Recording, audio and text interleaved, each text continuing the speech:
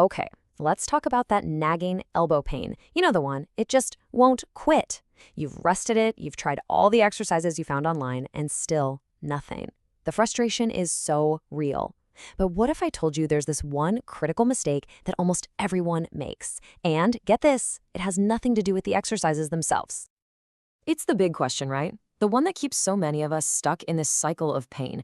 You follow all the advice, but it just lingers. Or maybe it even gets worse. It's so easy to feel like you're just doomed to have this forever. But here's the key. What if the problem isn't what you're doing, but when you're doing it? And honestly, this is it. This is the single biggest reason we see tennis elbow just refuse to get better. It's a mismatch between the treatment you're using and the actual stage of your injury. Yep, you heard that right. There are stages. And knowing which one you're in, well, that changes literally everything. So let's start putting the pieces of this puzzle together. To solve it, we first have to get a really clear picture of what we're dealing with. First things first, let's get the name right. We call it lateral elbow tendinopathy. And really, it's a classic overuse injury. It happens in the tendons that connect your forearm muscles to the outside of your elbow. Just imagine a rope that's been frayed because it's been pulled too much, too often, without any break. It's almost never one big thing, but just a slow buildup of stress over time. And here's the funny thing, despite the name, it almost never has anything to do with tennis. The real culprits? They're the everyday things that just create this overload.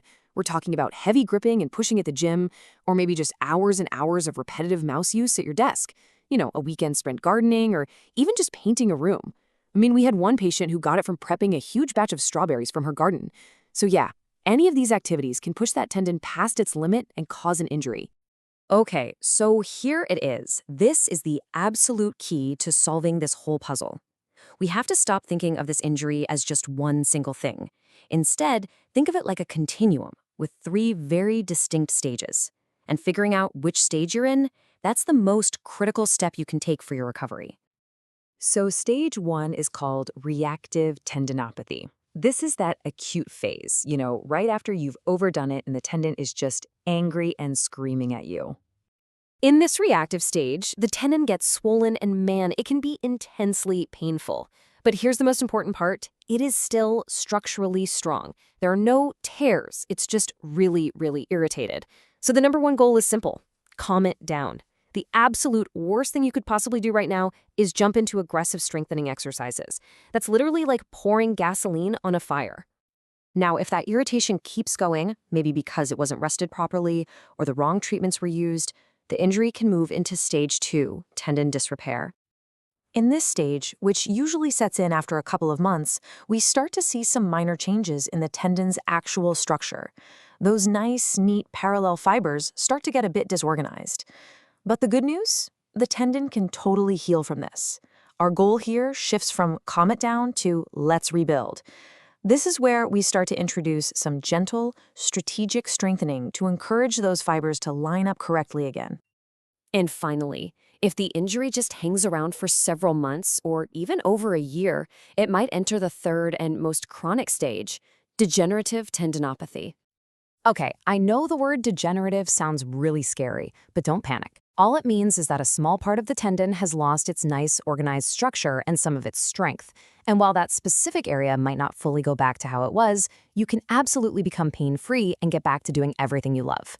The goal here is all about strategy. We focus on strengthening all the healthy parts of the tendon around the affected area. We make them strong enough to carry the load so that weaker part is protected. So let's just put it all together real quick. Reactive stage, our goal is to calm it down. Dysrepair stage, we want to gently rebuild. And then degenerative stage, we strengthen the support system. See, now you can see why trying to strengthen a calm down problem is just a recipe for disaster. This is why figuring out your stage is so, so powerful. All right, let's talk about pain. Because for a lot of people, the amount of pain you feel is probably the most terrifying part of this whole thing. But there's something you absolutely need to know. Your pain level and your injury severity are not the same thing. They're not even directly linked, okay? Injury is the physical state of the tissue.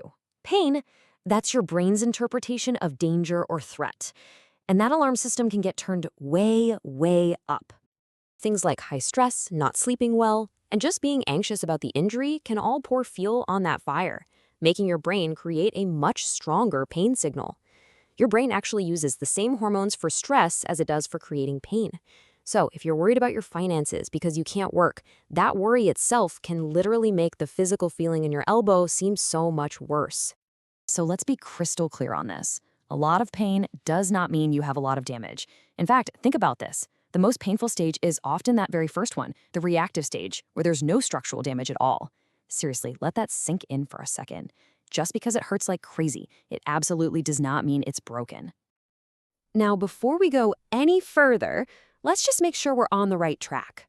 I mean, the right treatment plan has to start with the right diagnosis, right? So, you've probably heard the term lateral epicondylitis. That itis ending makes it sound like inflammation is the main problem.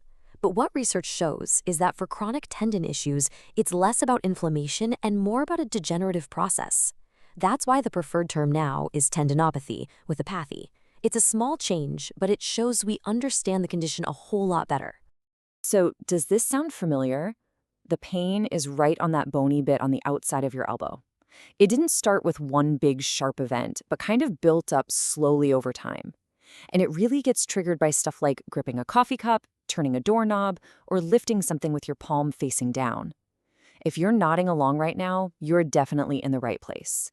You can also try these 3 super simple tests at home. Cozen's test checks for pain when you actually contract the muscles. Mill's test checks for pain when you stretch them. And Maudsley's test isolates one specific muscle that's often involved. Now, you don't need to have pain with all 3. If your symptoms match and even one of these tests brings on that familiar pain on your outer elbow, that's a really strong sign you're dealing with tennis elbow. So, after all of this, what's the one thing you need to take away? It's this. The single most important step you can take toward getting better is to figure out which of the 3 stages your injury is in. Because that one piece of information, it dictates your entire plan of attack. Look, you now have the fundamental clues to really understand your injury. You know about the stages, you know that pain doesn't equal damage, and you know how to check if it's actually tennis elbow. The power is no longer with the pain, it's with you. So the real question isn't just, what's my next step? It's, how quickly can I match the right treatment to the right stage and finally start healing?